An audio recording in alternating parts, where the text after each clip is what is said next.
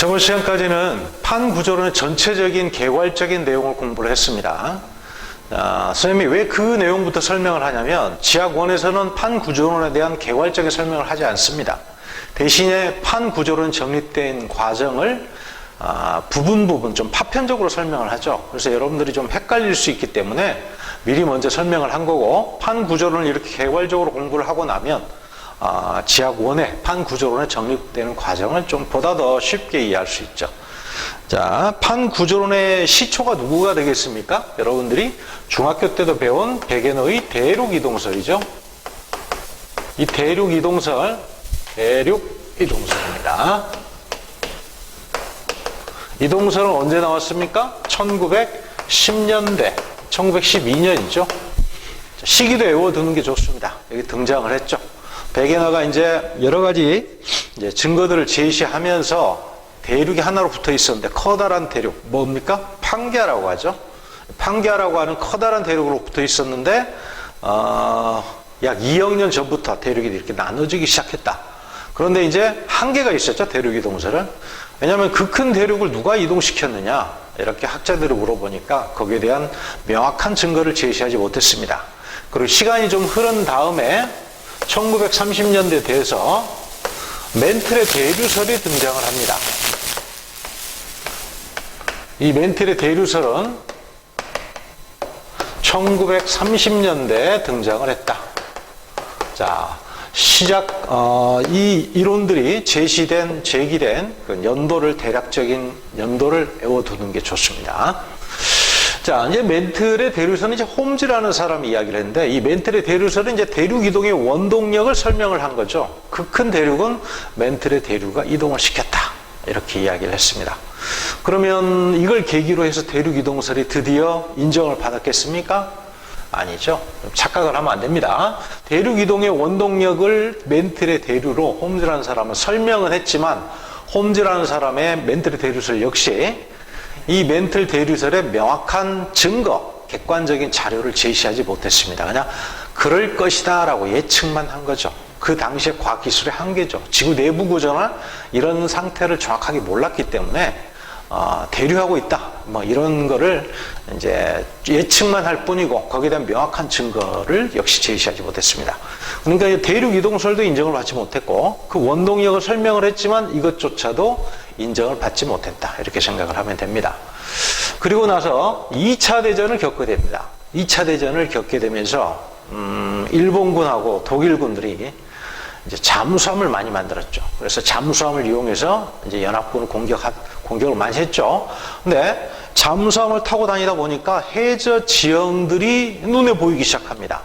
그래서 이 해저 지형들이 어떤 독특한 구조를 하고 있다라는 게 이제 어느 정도 밝혀지면서 2차 대전 이후에 본격적으로 해저 지형을 탐사하게 됩니다. 그래서 바다는, 해양은 해령이라고 하는 곳에서부터 해양 지각이 생기고 해구 쪽으로 점점점 넓어지고 있더라라는 해양저 확장설을 제시를 합니다. DH라는 사람이죠.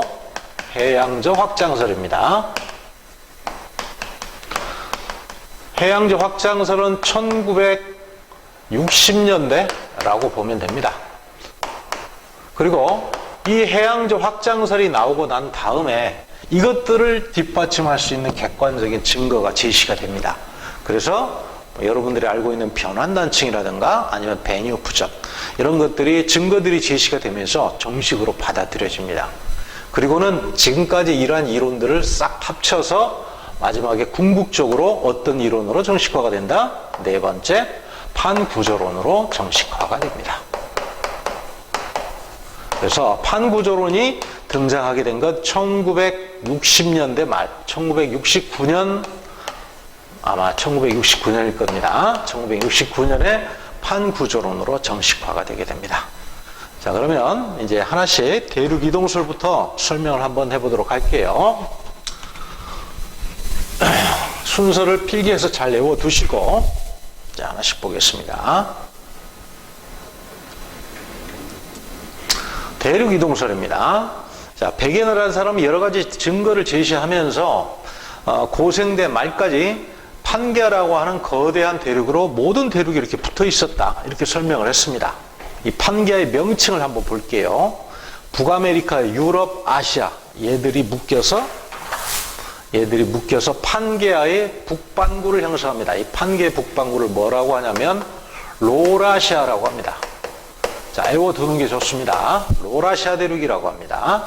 그 다음에 판게아의 남반구는 남아메리카, 아프리카, 인도, 오스트레일리아, 남극 요렇게 묶여서 얘들이 판게아의 남반구를 형성하고, 이 판게아 남반구를 뭐라고 하냐면 뭐라고 하죠? 판게아 남반구를 곤두아나 대륙이라고 하죠. 곤두아나 대륙. 표시가 잘 안 쓰이네요. 곤두아나 대륙. 자, 그 대륙이라는 명칭을 붙이겠습니다. 대륙. 좋습니다. 자, 그래서 이렇게 생기고, 그리고 로라시아 대륙과 곤두아나 대륙 사이에 테티스라고 하는 큰 해양이 하나 존재했다. 어쨌건 간에 모든 대륙이 붙어 있었다. 이렇게 설명을 했죠. 그런데 이제 각 대륙들이 나눠져서 현재와 같은 모습을 하고 있다라고 설명을 했습니다. 자, 그런데 판게아의 모습과 현재의 모습을 비교를 한번 해보세요. 각 대륙들이 어느 쪽으로 이동했는지를 여러분들이 감을 잡고 있어야 됩니다. 그 이동 양상을 대략적으로 여러분들 알고 있어야 이 내용들을 전체적으로 윤곽을 잡기가 쉽습니다. 자, 북아메리카하고 유라시아하고 유럽, 아시아하고 벌어졌죠? 뭐가 생겼습니까? 대서양이 생겼죠? 북쪽 대서양이 생겼습니다. 남아메리카하고 아프리카도 사이가 벌어졌죠? 여기는 붙어 있었는데 벌어지면서 남쪽 대서양이 생기는 겁니다. 자, 그 다음에 여기 보면 아프리카, 인도, 남극, 그 다음에 오스트레일리아가 붙어 있었는데 여기 보면 어떻습니까? 간격이 이렇게 벌어져 있죠? 그래서 여기서 또 여기서 대륙들이 이동을 하면서 인도양이 생기게 됩니다. 자, 이동 방향을 화살표로 한번 표기를 해볼게요. 북아메리카는 자, 대략 북서쪽 방향으로 이렇게 이동을 합니다. 그리고 남아메리카도 약간 서쪽 방향, 북서쪽 방향으로 이동을 합니다. 그리고 유라시아는 약간 북동쪽 방향으로 이동을 하고요. 이렇게. 그 다음에 아프리카도 북동쪽, 인도는 거의 북쪽으로 이동을 합니다. 그 다음에 오스트레일리아는 북동쪽으로 이동을 하고 남극은 약간 밑으로 이렇게 내려오죠. 조금 내려옵니다. 자, 그러면 아메리카와 유라시아, 그 다음에 남아메리카와 아프리카 사이가 이렇게 갈라지면서 여기서 바다가 생기겠죠? 이 바다 이름이 뭐다? 대서양이다. 대서양이 이렇게 생기는 거죠. 그래서 이 바다가 갈라지는 과정에서 해령이 만들어지겠죠. 해령 뭡니까? 해양판이 서로 생기면서 해양판이 양쪽으로 분리되는 거죠. 그래서 이 대서양 중앙에는 뭐가 있냐면 대서양 중앙해령이 이렇게 나 있죠. 자, 그러면 대서양이라는 바다는 언제 생겼겠습니까? 이 초대륙이 분리되게 된 과정은 자, 현재 이 모습은 고생대 말입니다. 대자가 빠졌네요. 고생대 말이고 고생대 말이 끝나자마자 분리되기 시작합니다. 그럼 고생대 말에서 분리되기 시작하는 게 뭐다? 중생대 초죠. 그래서 중생대 초에 분리되기 시작해서 신생대는 현재의 수륙 분포하고 거의 비슷해지죠. 그래서 현재는 현재 이 모습은 신생대의 모습과 거의 비슷합니다. 그래서 신생대나 현재는 이러한 수륙 분포를 보이게 된다. 이렇게 이해를 해주시면 되겠습니다. 자, 그러니까 대륙들이 이렇게 갈라지게 되게 된 시점이 언제냐면 중생대 초가 되겠죠. 그러면 대서양 언제 생겼다? 중생대 초에 생겼다는 이야기죠. 그래서 대서양에는 고생대 해양생물의 화석이 있다 없다? 없죠. 왜냐하면 중생대 때 생겼기 때문에. 많아봐야 2억 년입니다. 대서양 해저지각의 나이는. 그래서 고생대니까 고생대 해양생물의 화석이 존재할 수 없죠. 그 당시에는 대서양이 존재하지 않았기 때문에. 인도양도 마찬가지입니다. 요 사이가 이렇게 갈라지면서 큰 바다가 또 생겼겠죠? 여기에 점점점 바다가 넓어지면서 뭐가 생겼다? 인도양이 생겼다. 그래서 인도양도 마찬가지로 여기 중앙에 여기 남극을 중심으로 해서 해령들이 이렇게 존재하죠.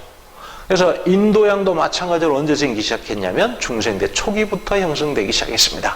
마찬가지로 인도양에도 고생대의 해양생물의 화석 혹은 고생대의 해저지각은 존재하지 않습니다. 그렇게 알아두시면 되겠고요. 자, 그 다음에 여기 있는 인도가 지우고 다시 한번 설명하겠습니다. 다른 거 설명할게요. 인도가 고생대 말까지는 어디 붙어 있었냐면 남극에 이렇게 붙어 있었죠. 근데 현재 인도는 어디 있냐면 요 북반구까지 와 있습니다. 굉장히 많이 이동했죠. 각 대륙들에 이동하는 이 폭이나 속도를 보면 인도 대륙이 굉장히 많이 이동을 했습니다. 이렇게. 그래서 인도 대륙이 여기서 중국 대륙, 중국하고 충돌을 하면서 신생대 후기죠. 충돌을 하면서 뭐가 만들어졌다? 히말라야 산맥이 만들어졌죠. 그래서 히말라야 산맥 꼭대기에는 중생대 해양생물의 화석들이 많이 나타납니다. 신생대 화석도 나타나고. 그런데 고생대 화석은 없습니다. 마찬가지로. 왜? 히말라야 산맥은 고생대 때는 고생대 때는 존재하지 않았고, 만나기 전에 인도와 중국이 아시아가 만나기 전에는 거기가 바다였기 때문에 중생대 동안은 바다였습니다. 바다였기 때문에 거기서 생긴 해저 퇴적물의 해양생물의 화석들이 현재 발견이 되고 있다. 이렇게 이해를 해주시면 되겠습니다. 자, 하나만 더. 자, 북아메리카가 이쪽으로 이렇게 이동을 하죠. 남아메리카는 이쪽으로 이동을 하죠. 그러면 태평양하고 충돌을 하겠네요. 그럼 태평양하고 충돌한다면 여기에 수렴대가 형성되면서 큰 산맥들, 습곡대가 형성될 겁니다. 충돌을 하니까 횡압력을 받겠죠. 무슨 산맥? 로키 산맥. 남쪽에는 뭐가 있겠습니까? 남쪽에는 안데스 산맥이 존재하죠. 그래서 안데스 산맥이나 로키 산맥은 역시 언제 생겼다? 중생대 때부터 생기기 시작했다. 이렇게 이해를 해주시면 되겠습니다. 자, 그리고 현재 혹은 과거 중생대 이후에 이 바다들의 넓이가 어떻게 되겠느냐, 이제 이걸 또 물어볼 수 있습니다.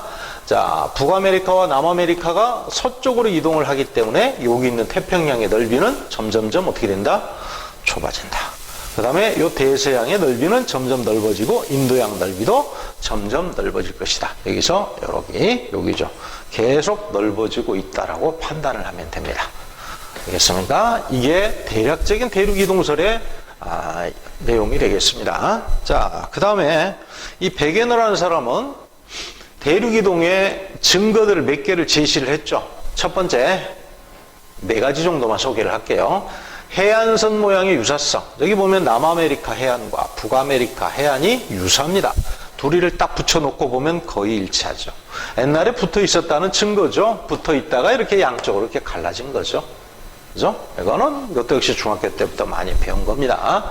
그 다음에 2번째, 고생물 화석의 연속성 그랬는데, 이 글로소프테라스, 그 다음에 메소사우루스라는, 이건 동물이죠. 이건 식물이고, 이 생물들이, 화석이 멀리 떨어져 있는 대륙들에 골고루 다 나타납니다. 그런데 이렇게 멀리 떨어져 있는 대륙까지, 얘들은 다 육상생물입니다. 이 육상생물이 건너갈 수 있었을까요? 바다를 건너갈 수는 없죠, 애들이.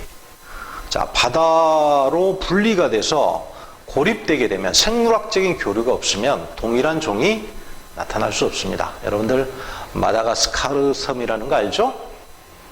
갈라파고스 군도 이런 거 알죠? 육지가 멀리 떨어져 있다 보니까 희한한 종들이 있죠. 생물학적 바다를 사이에 두고 멀리 떨어져 있다 보면 생물학적 교류가 없기 때문에 종이 완전히 다르게 진화가 되는 거죠. 그럼에도 불구하고 이 동물, 식물들은 아주 멀리 떨어져 있는 대륙들에서 똑같은 종이 나타난답니다. 교류를 할 수 없는 조건인데 아주 멀리 떨어져 있는데, 그럼 어떻게 되겠느냐? 이거는 원래는 이 대륙들이 붙어 있는 상태에서 이 대륙이 다 초대륙으로 형성됐으니까 이동이 자유롭겠죠. 그래서 한꺼번에 여기저기 골고루 분포하고 흩어져서 생존하고 있었던 동식물들이 대륙이 이동하고 나니까, 이때 생긴 화석들이 대륙이 이동하고 나니까 이렇게 멀리 떨어져서 존재하는 겁니다. 알겠죠? 뭐 여러 가지 동물들 명칭이 여기 또 나와 있네요. 자, 근데 이제 요 내용은 뭐 쉽게 접근할 수 있는 거죠. 중요한 게 있습니다. 여기 제시한 글로소프테라스, 메소사우루스, 키노그나투스, 리스테로사우루스, 이런 동물들은 과연 언제 생존했던 동물, 식물들이겠느냐라고 물어볼 겁니다. 중생대라고 하면 맞습니까? 아니죠. 언제 이 대륙이 붙어 있었습니까? 초대륙이? 고생대 말이죠. 그래서 여기 있는 생물들은 이 고생물의 화석 분포라고 하는 이 고생물들은 언제 생존했던 거다? 고생대에 생존했던 겁니다. 고생대 언제? 초대륙이 형성돼 있을 때, 아까 초대륙은 언제, 판게아 초대륙은 언제 형성됐다 그랬습니까? 고생대 말이라 그랬죠. 그래서 고생대 말에 생존했던 생물들의 화석 분포를 이야기한 겁니다. 그래서 문제 풀다가 이 생물들은 중생대 때 번성했던 생물들이다 이러면 틀린 겁니다. 알겠죠? 자, 그러면 요 동물들이 뭐 하는 동물이고 뭐 하는 식물들이냐, 어떤 거냐, 뭐 이런 걸 구태여 알고자 한다면 유추를 할 수 있죠. 자, 우리가 1학년 때 배운 게 고생대에서 중생대, 그 다음에 신생대로 가면서 동물들이 진화를 하죠. 동물은 고생대는 어류, 고생대 말에는 양서류, 자, 어류와 그 다음에 양서류, 그리고 중생대 때는 뭡니까? 파충류죠. 신생대 때는 포유류, 조유류죠. 이렇게 됩니다. 자, 그러면 파충류가 중생대에 번성하려면 언제 등장했을까요? 고생대 말에 등장했겠죠. 그래서 여기 나와 있는 메소사우루스, 키누그나투스, 이름도 복잡하네. 이런 것들은 다 파충류의 시조라고 생각하면 됩니다. 이거는 파충류의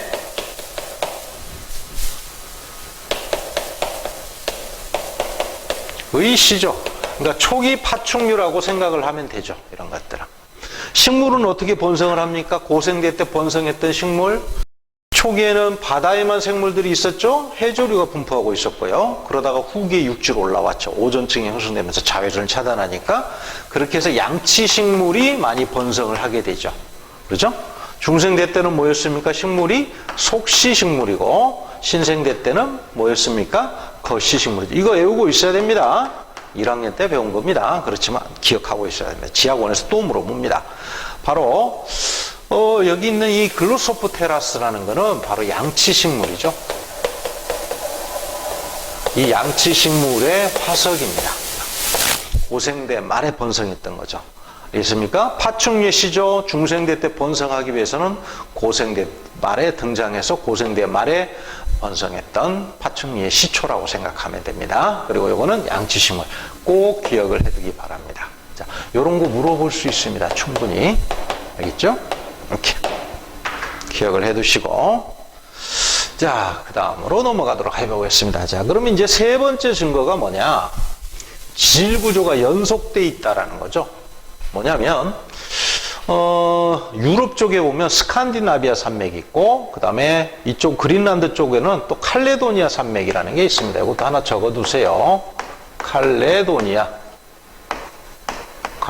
산맥이라는 게 있습니다. 그리고 남쪽에는 피레네, 스페인이 있는 쪽이죠. 포르투갈이 있는 쪽. 피레네 산맥, 그 다음에 북아메리카에는 에팔레차 산맥이라는 게 있죠. 그리고 여기 뭡니까? 아프리카 북서쪽에는 아틀라스 산맥이라는 게 있고. 근데 요런 산맥들, 대륙에 이렇게 떨어져 있는 이러한 산맥들이 지질 구조가 유사하다는 겁니다. 지질 구조가 유사하다라는 거는 같이 동시에 형성됐고 같은 산맥, 같은 그 지질 구조를 이루고 있다가 나중에 분리가 됐다. 이렇게 해석을 해야 되죠. 그러니까 예를 들어 가지고 여기 나타난 습곡이 쭉 이어져서 이쪽 반대 유럽 쪽에 있는 습곡하고 연결이 되더라는 겁니다. 똑같은 지질 구조 혹은 또 똑같은 지층 구조가 나타나더라라는 거죠. 그래서 이러한 여기 적혀 있는 여러 가지 산맥들은 동일한 비슷한 지질 구조를 나타냅니다. 떨어져 있지만 비슷한 지질 구조를 나타내고 있다는 것은 대륙이 붙어 있을 때, 판게아 상태로 붙어 있을 때 동시에 하나의 산맥을 형성하고 있었다라고 생각을 하면 되죠. 그래서 여기 있는 아틀라스 산맥, 피레네 산맥, 스칸디나비아 산맥, 에팔레차 산맥, 칼레도니아 산맥 이런 것들은 전부 다 뭐다? 한 개의 산맥이었다. 그런데 대륙 이동하면서 떨어져 나갔다. 이렇게 생각하면 되겠습니다. 다 동일한 하나의 산맥이었다. 동일한 한 개의 산맥을 형성하고 있었다. 이렇게 알아두시면 되겠습니다. 자, 그럼 이 동일한 한 개의 산맥은 도대체 언제 생겼을까? 언제 생겼겠습니까? 자, 판게아 이전에는, 이게 판게아죠? 판게아 이전에는 대륙들이 흩어져 있었습니다. 지구상에 이 초대륙은 3번 내지 4번 정도를 만들었다 그러는데 대륙이 흩어졌다가 다시 뭉쳐서 초대륙을 형성했다가 다시 흩어졌다가 다시 뭉쳤다가 이걸 몇 번 반복했습니다. 3번 내지 4번. 가장 최근에 만들어진 초대륙이 바로 백예나가 이야기했던 판게아죠. 판게아 이전에는 어떻게 돼 있었겠느냐? 판게아 이전에는 이 대륙들이 흩어져 있었습니다. 그러면 판게아를 형성시키면서 형성할 때 모였겠죠? 모이면 충돌을 하겠죠, 대륙들이. 충돌을 하면서 어떻게? 충돌을 하니까 횡압력을 받으니까 수렴대가 형성이 되는 겁니다. 수렴대가 형성이 되면 습곡대가 만들어지죠. 그러니까 양쪽에서 미니까 가운데가 솟아오르면서 지층이 휘는 거죠. 그래서 이러한 산맥들, 동일한 하나의 산맥이었는데 이런 산맥들은 언제 형성됐다? 판게아 형성 시에 형성이 됐다. 이걸 알고 있어야 됩니다. 판게아 형성 시 형성되었다. 형성이 두 번 들어가네요. 판게아 형성 시 만들어짐 이렇게 쓸게요. 만들어짐. 알겠죠? 그래서 얘들은 고생대 때 만들어진 조산대다. 그래서 고기조산대 이렇게 부릅니다. 다음으로 4번째 증거에 대해서 한번 볼게요. 빙하의 흔적인데, 자, 각 대륙에 있는 빙하의 자국, 이 화살표가 빙하가 이동하는 방향입니다. 빙하가 이동하는 방향이 이렇게 돼 있는데 각 대륙에 여기저기 흩어져 있죠. 그런데 각 대륙을 딱 붙여놓고 봤더니 이거 뭡니까? 판게아의 남반구입니까? 북반구입니까? 남반구죠. 남극이 가운데 있고요. 인도, 아프리카, 남아메리카, 오스트레일리아가 붙어있는 모습입니다. 곤드와나 대륙의 모습을 나타내고 있죠.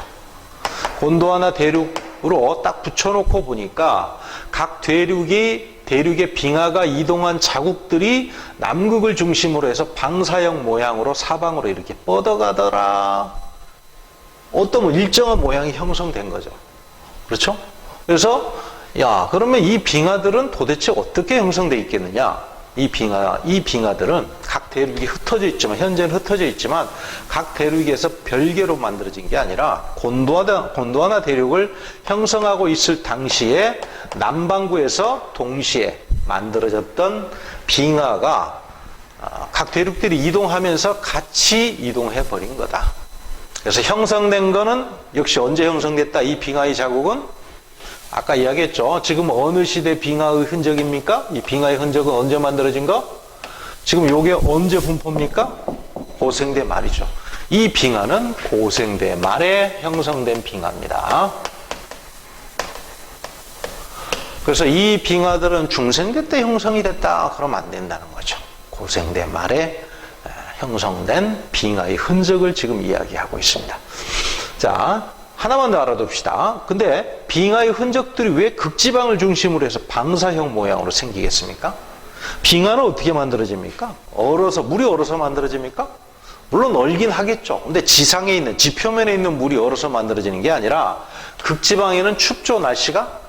그러니까 눈이 계속 내리겠죠. 구름이 있고 눈이 계속 내리다 보면 눈이 쌓입니다. 여기에 차곡차곡 쌓이면서 다져집니다. 쌓이고 다져지면서 빙하가 점점점 두텁게 이렇게 형성이 되겠죠.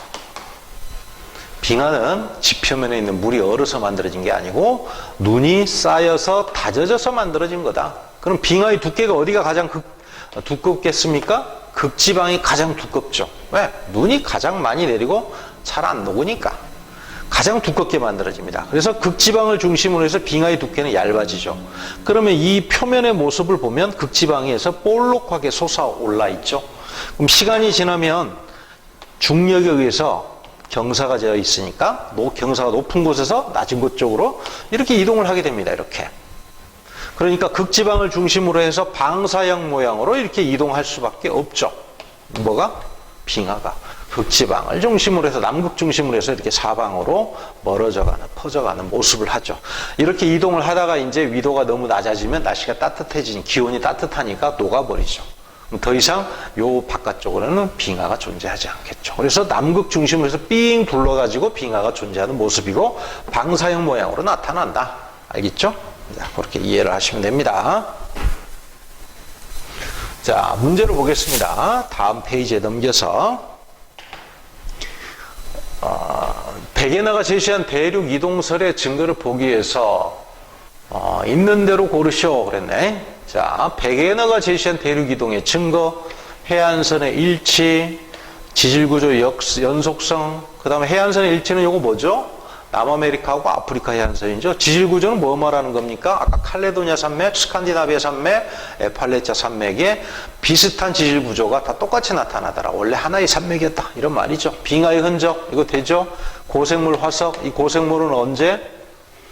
고생물은 고생대 말에 번성했던 양치식물 양서류의 화석 분포가 되는 거죠. 그리고 이 빙하도 언제 만들어진 거? 고생대 말에 판계 형성 시에 만들어졌던 빙하의 흔적입니다. 자, 멘틀의 대류는 베게너 대륙 이동설보다 늦게 나온 거죠. 그러니까 베게너 대륙 이동설로 베게너가 제시할 수 없는 거죠, 시간상으로. 해양지각의 나이, 이거는 해양저 확장설의 증거입니다. 해양저 확장설입니다. 해양저 확장설에 따르면 해령에서 해구 쪽으로 가면서 해양지각의 나이가 점점점 많아지더라. 이런 걸 밝혔죠. 그래서 그걸 통해서 바다가 넓어지고 있다라고 이론을 제시한 거죠. 이건 해양저 확장설이니까 맨 마지막에 등장한 거죠. 이것도 역시 베게너가 제시할 수 없죠. 시간상으로, 순서상으로 그렇습니다. 그 다음에 4번으로 갑니다. 그림은 대륙이 한 덩어리였을 때 산맥의 분포를 나타낸 것이다. 에팔레치아 산맥과 가장 유사한 지질구조. 에팔레치아 산맥과 가장 유사한 지질구조. 물론 이런 것들도 비슷할 수 있지만 바로 옆에 붙어 있는 게 가장 유사하겠죠. 원래는 하나였기 때문에 딱 붙어 있었죠. 그러면 가장 유사하게 나타나겠죠. 마찬가지로 여기 칼레도니아 산맥입니다. 칼레도니아 산맥하고 여기 피레네 산맥이나 스칸디나비아 이 산맥들이 역시 지질구조가 유사하게 나타난다. 이렇게 보면 되겠죠. 그 다음에 6번으로 갑니다. 설명 중에 옳은 것, 빙하의 흔적들이 이렇게 남아메리카, 인도, 아프리카 남단, 오스트레일리아 남단에 빙하 흔적이 있습니다. 대륙을 딱 붙여놓고 보니까 빙하 흔적이 하나로 통일이 되더라. 하나의 구역을 형성하더라 이거죠. 곤도와나 대륙의 가장 남쪽 부분이죠. 자, 기억. 고생대 말기에 맞는 거 한번 찾아봅시다. 판게아가 형성되었다. 맞죠? 니은. 인도 대륙은 한때 적도에 위치한 적이 있었다. 그랬는데 인도가 과거에는 남극 옆에 붙어 있었는데 현재는 어디 있습니까? 여기 적도죠. 적도를 넘어서 북반구까지 왔죠. 이렇게 해서. 그러면 쭉 여기서 여기까지 이동을 해왔다는 겁니다. 이렇게. 당연히 적도를 통과했겠죠. 어느 순간에. 그래서 적도에 위치한 적이 있었다. 맞죠?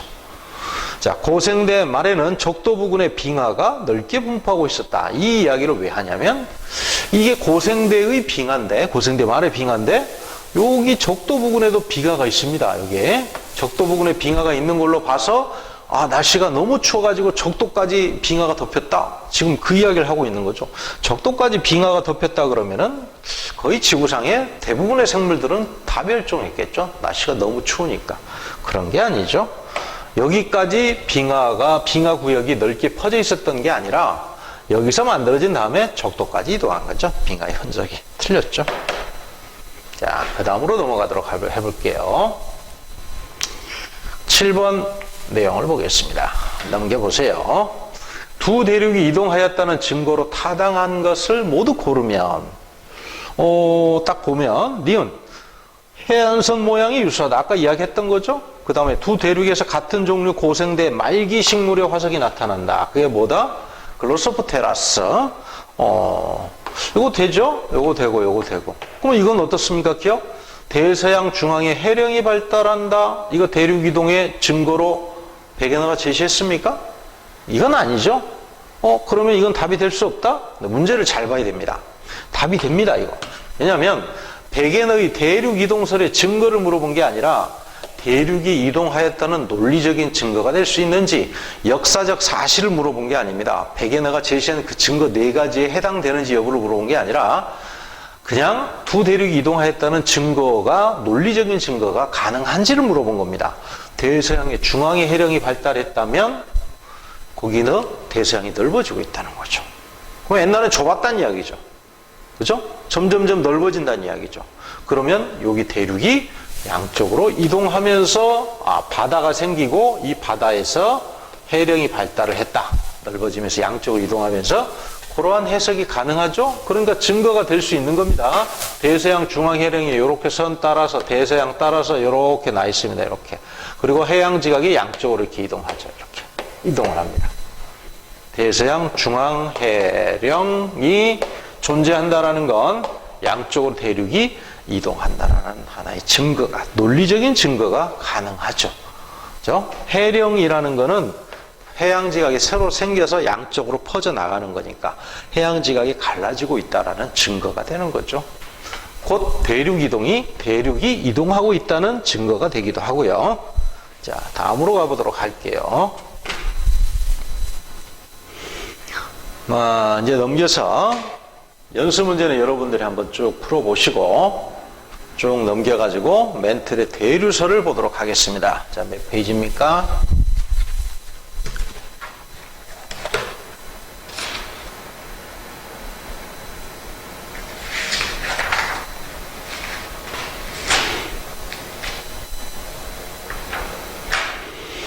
8페이지네요. 멘틀의 대류설인데, 자, 두 번째로 등장했던 판구조론의 정립 과정에서 등장한 이론이죠. 자, 어떤 이야기를 했는지 보겠습니다. 홈즈라는 사람이 제시를 했는데 현재 우리가 알고 있는 이 멘틀의 대류설하고 거의 똑같습니다. 자, 여기 멘틀 대류가 상승하는 요 부분, 여기서 뜨거운 멘틀 물질이 이렇게 올라오고 있다, 이렇게 이야기했죠. 뜨거운 멘틀 물질이 올라오는 이유는 열이 많이 발생했을 것이다. 어떤 열? 방사성 동위원소의 붕괴열로 인해서 온도가 높아져서 열이 발생해서 이렇게 올라온다라고 봤습니다. 그러면 여기 위에 대륙지각이 딱 덮여 있네요. 그러면 멘틀이 양쪽으로 이동하면서 대륙을 끌고 가겠죠. 그럼 대륙지각도 같이 가겠죠? 그러면 여기가 갈라질 겁니다. 새로운 해양이 생기는 거죠. 대륙이 양쪽으로 이렇게 계속 이동하고 있죠? 그렇죠? 그리고 쭉 이동을 하다 보면 해구 부근에서 멘틀이 식으면서 하강을 한다. 이렇게 하강을 한다라고 돼 있네요. 여기도 멘틀이 하강을 한다. 그럼 파고들면서 해구가 생긴다. 혹은 충돌하면서 높이 솟아오를 수도 있다. 그러면 산맥이 생길 수도 있겠죠. 그죠? 어쨌건 해구라는 게 생길 수 있다. 멘틀이 하강하는 부분에. 이런 이야기를 했죠. 자, 멘틀이 하강하는 부분에 해구가 생길 수 있다. 판구조론에서 이야기했죠. 멘틀이 하강하면서 해양지각을 끌고 들어가죠. 이거 해양지각 표기를 하는데 해양지각도 같이 이렇게 빨려 들어갑니다. 해양지각도 같이 빨려 들어가면서 여기 수심이 깊어지는 해구가 생기는 거죠. 이러한 이야기를 이미 1930년대 했죠.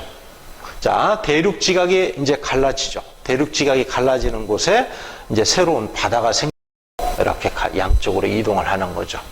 이렇게 해서 멘틀이 이렇게 계속 순환을 하기 때문에 위에 있는 지각을 이동시켰다. 대륙지각도 같이 이동을 하죠. 대륙지각 이동하고 있죠, 이렇게? 지금 어떤 대륙의 이동 과정을 지금 설명하려고 하는 거죠? 자, 요 대륙과 요 대륙은 뭐겠습니까? 아까 앞에서 배웠던 백연의 대륙 이동설에 딱 이 이론을 대입을 해본다면 요게 유라시아라면 요건 뭐가 될까요? 대륙과 대륙이 갈라지는 거죠. 유라시아라면 요거는 아메리카가 되는 거죠. 북아메리카, 남아메리카가 되는 거고, 그리고 여기가 아프리카가 될 수도 있는 거죠. 유라시아와 북아메리카가 이동을 하게 되면 뭐가 만들어집니까? 북대서양이 만들어지고, 아프리카와 남아메리카가 갈라지면 뭐가 만들어집니까? 남쪽 대서양이 만들어지는 거죠. 그래서 여기에 새로운 화산섬도 만들어지고 바다가 형성되면 이 바다는 뭐가 될 것이다? 대서양이 된다. 앞에서 이야기했던 백엔의 대륙 이동설을 이런 식으로 뒷받침해주는 이론을 제시를 한 거죠. 일맥상통하죠. 그죠? 자, 대륙이 갈라지는 과정에서 대서양이 생겼다. 이거죠. 역시 이렇게 백엔어를 뒷받침하기 위해서 이런 이론을 제시를 했지만 아쉽게도 결정적인 증거를 제시하지 못했습니다. 멘틀의 대류설 역시 결정적인 증거를 제시하지 못했고, 따라서 백엔의 대륙 이동설도 아직은 이 이론만 가지고는 설명이 되지만 이 이론조차도 인정을 받지 못했기 때문에 백엔의 대륙 이동설도 역시 아직까지는 인정을 받지 못했습니다. 그래서 여러분들이 문제를 풀다가 이렇게 문제가 나올 수 있습니다. 멘틀의 대류설이 등장하여 백엔의 대륙 이동설이 본격적으로 인정을 받기 시작했다. 이러면 틀리는 겁니다. 그렇죠? 멘틀의 대류설을 제시한 홈즈만 인정을 했던 거지 다른 학자들은 인정을 못했다는 거죠. 알겠습니까? 자, 그래서 이제 시간이 지나면서 이제 멘틀의 대류설 다음에 뭐죠? 해저 확장설이죠. 아까 선생님이 해저 확장설이 나오게 된 과정에서 중요한 게 뭐였다? 2차 대전이었다. 2차 대전 때 잠수함을 타고 다니다가 해저 지형 모양을 어느 정도 파악을 합니다. 독특한 구조를 하고 있다. 그러면 이제 본격적으로 한번 바다의 그 해양의 밑바닥의 구조를 한번 지형 모습을 한번 탐사를 해보자 해서 해양 탐사선을 바다 위에 띄웁니다. 2차 대전 이후에. 그래서 초음파를 해저 밑바닥으로 발사해서 되돌아오는데 걸리는 시간을 이용해서 해저 지형 모양을 알아냅니다. 자, 초음파가 쭉 이동을 합니다. 그리고 반사돼서 다시 옵니다. 그러면 초음파가 여기까지 가서 다시 되돌아오는데 걸리는 시간이 길면 길수록 수심이 깊은 거죠. 이렇게 해서 되돌아오는 시간은 연속적으로 거의 모든 바다를 싹 훑고 다니면서 측정을 합니다. 그러면서 해저 모양을 알아내는 거죠. 자, 공식은 이렇습니다. 아주 간단한 공식입니다. 자, 이거는 음파. 자, 음파는 공기 중에서도 전달이 되지만 물속에서 전파가 되죠. 음파는 고체, 액체, 기체 다 전파가 됩니다. 자, 해양이니까 액체 상태에서도 음파가 전달되죠. 초음파를 활용을 했습니다. 초음파의 속도, 음파의 속도에다가 시간을 곱하면 음파의 속도는 약 물속에서 1500mPs입니다. 공기 중에서는 340mPs인데 물속에서는 약 1500mPs입니다. 거기다가 왕복 소요 시간을 곱하면 왕복 거리가 되는 거죠. 그걸 절반을 하게 되면 수심이 계산이 되겠죠. 이렇게 해서 수심의 깊이를 연속적으로 파악을 해서 그림을 그려봤더니 이러한 해저 지역 모습이 보이더라는 겁니다. 이러한 해저 지역 모습. 자, 이렇게 해서 이제 이러한 해저 지역 모습을 완성했습니다. 자, 그럼 여기에 명칭들을 하나씩 외워야 됩니다. 자, 여기 대륙이 있고 해구 있죠. 그 다음에 여기 해령 있고 해령에서 멘틀 물질 이렇게 올라오죠. 양쪽으로 퍼져나가죠. 이거는 나중에 이야기하도록 하고, 어쨌건 해령에서 양쪽으로 이렇게 이동을 하죠. 이렇게 이동을 하고, 그리고 파고들면서 해구 밑으로 이렇게 해양 지각이 소멸된다. 이렇게 배웠죠. 지형을 하나씩 보도록 할게요. 대륙붕. 자, 이 대륙붕은 수심이 얕고 비교적 평평한 지형을 대륙붕이라고 합니다. 수심이 얕고 평평한. 수심은 한 150m 내외. 우리나라 대표적인 대륙붕이 어디가 있습니까? 황해, 남해 이렇게 돼 있죠. 빙하기 때는 육지였던 것도 있고, 빙하기 때는 해수면이 바로 이 대륙붕 근처까지 내려왔습니다. 여기서 물이 출렁거린 거죠. 그럼 물이 출렁이면서 파도가 끊임없이 치니까 여기를 깍지했죠. 평평하게 깎습니다. 그리고 침식과 동시에 여기 있는 퇴적물들이 깎여져 나가면서 요 밑에 쌓이게 되죠. 여기 평평하게 만들어지는 겁니다. 어떻다고?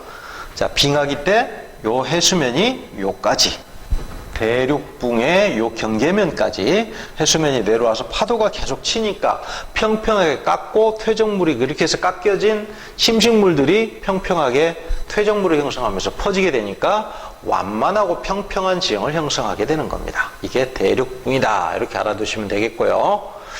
그 다음에 대륙붕이 끝나는 부분에 경사가 아주 급한 부분을 뭐라고 하냐면 대륙사면이라고 합니다. 경사가 매우 급하죠. 경사가 급하다는 이야기는 사태가 일어나기 쉽다. 산사태 같은 사태가 일어납니다. 그러면 이 지표면이 붕괴돼서 끊임없이 밑으로 이렇게 흘러내려옵니다. 지표면이 붕괴돼서. 그래서 지표면이 붕괴되면서 해저 협곡이 발달하기도 하고요. 밑으로 흘러내려가는 이 퇴적물들, 지표면이 붕괴돼서 흘러내려가는 퇴적물들 뭐라고 하냐면 저탕류라고 합니다. 밑에서 흐르는 탁한 흐름이다 이런 뜻이죠. 그래서 밑으로 흘러내린 이 저탕류가 어디에서 쌓이게 되냐면 대륙 사면이 끝나는 부분에 약간 완만해지는 조금 평평해지는 부분이 있습니다. 거기를 뭐라고 하냐면 대륙대라고 하죠. 그래서 대륙대에 이렇게 쌓이게 됩니다. 저탕류가 여기에 쌓여서 퇴적암이 만들어집니다. 이 퇴적암의 이름이 뭐냐면 저탕류가 쌓여서 했다. 그래서 저탁암 이렇게 부르게 되는 거죠. 알겠습니까? 이렇게 이해를 해주시면 되고요. 그리고 바다의 가장 넓은 부분, 바다의 가장 넓은 부분을 심해저 평원이라고 합니다. 여기도 심해저 평원이 있겠죠, 이렇게. 그죠? 자, 그리고 이제 바다에서 이제 화산이 폭발을 해서 이렇게 뚫고 나와서 화산을 만들고요. 화산을 만든 다음에 파도 위에서 깎여져 나갑니다, 이렇게. 깎여져 나가고, 그 다음에 이제 해양지가 이쪽으로 이동을 해버리면 이 화산이 어떻게 되겠습니까? 화산섬이 끝이 깎여져서 평평해진 다음에 이쪽으로 이동을 해버립니다. 그러면 해령에서 해구 쪽으로 하면서 여기서는 잘 표기가 안 됐는데 수심이 조금씩 깊어집니다. 그러면 요 평평한 해산이 바다 밑으로 쑥 들어가 버리죠. 그럼 뭐가 되냐면 평정해산이 되는 겁니다. 끝이 평평한 바다 밑에 해산, 이걸 평정해산이라고 합니다. 그래서 이 평정해산은 침식 후 침강한 지형이다. 이렇게 알아두시면 되겠습니다. 침식이 된 다음에 파도 위에서 깎여져 나가서 침강이라는 것은 가라앉았다 이런 말이죠. 침강한 지형이다. 이렇게 알아두시면 되겠습니다. 이러한 해저 지형 모습을 딱 완성을 했죠. 그래서 아까 해양 탐사선을 이용해서 탐사를 해보니까 이런 모양이 완성이 됐다라는 겁니다. 이게 이제 해저 지형의 모습입니다. 자, 다음에 문제 넘겨서 다음 페이지에 문제를 한번 풀어보도록 할게요. 이거네요. 다음 그림은 멘틀의 대류를 모식적으로 나타냈다 그랬습니다. 아까 이야기했죠. 초대륙이 갈라지는 과정을 홈즈라는 사람이 설명을 했다. 자, 하나의 판게아라는 커다란 대륙이 있었는데 둘이 이렇게 갈라졌다. 갈라지게 된 거는 멘틀의 대류가 양쪽으로 갈라놨기 때문에, 잡아당겼기 때문에 그렇다. 자, 그러면 앞으로 A, B 중에 앞으로 해양이 발달할 가능성이 있는데 아까 뭐였습니까? 아까 요거 아메리카,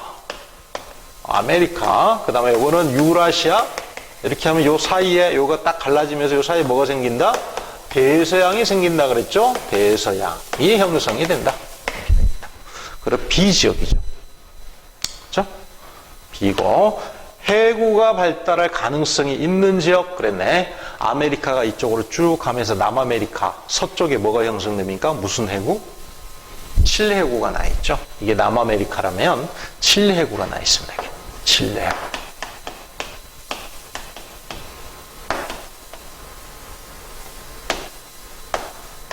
그죠? 왜냐하면 이렇게 파고드니까 수심이 깊어지겠죠. 그래서 여기는 A가 되겠습니다. 됐나요? 다음으로 넘어가 보도록 할게요. 자, 물속에서 초음파의 속도는 약 1500ms다 그랬네요. 초음파의 도달 시간이 여기가 길죠. 그러면 수심이 깊다는 이야기죠. 가장 깊은 곳이죠. 해저 지형 중에 가장 깊은 곳을 뭐라고 합니까? 해구라고 하죠. 해구. 여기가 해구죠. 그러면 여기는 수심이 조금 얕겠네요. 도달 시간이 작으니까. 그러니까 약간 볼록하게 솟아와 있겠죠. 두 개가 솟아 있네요. 이건 뭡니까? 해령이죠. 해령이 되겠습니다. 자, 그러면 여기는 이제 심해저 평원이 되겠죠.